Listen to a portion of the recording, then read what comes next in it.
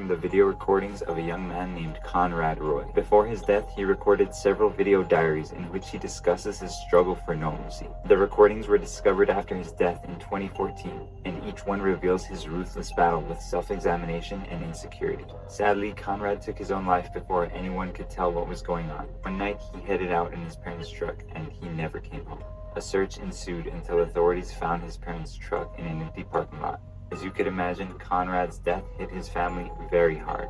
Soon after his death, a young woman by the name of Michelle Carter reached out to his family. She claimed to have had a deep relationship with Conrad before his passing. She would eventually develop a relationship between Conrad's sisters and mother and father. She even put together a suicide prevention fundraiser in the name of Conrad. But little did the family know, Michelle was keeping a dark secret. The night of Conrad's passing, Michelle was actually engaged in a text conversation with him. And upon going through Conrad's texts, investigators would soon put together the twisted truth. Michelle Carter's texts actually played a heavy part in Conrad's decision to take his own life that night.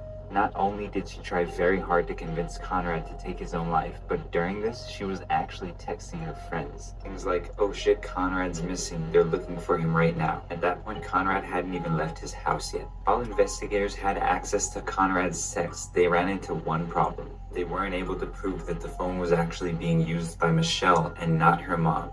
Because the phone was registered to her mom, they couldn't prove in court that she was actually the one sending the texts. Though Michelle would become very close to Conrad's family, her phony friendliness would be short-lived, because it was actually at this fundraiser where investigators were able to prove once and for all that the phone belonged to Michelle. What they did was they called her phone and they watched and recorded her picking it up. And what they found would only add to the sickening truth of the death of Conrad Roy.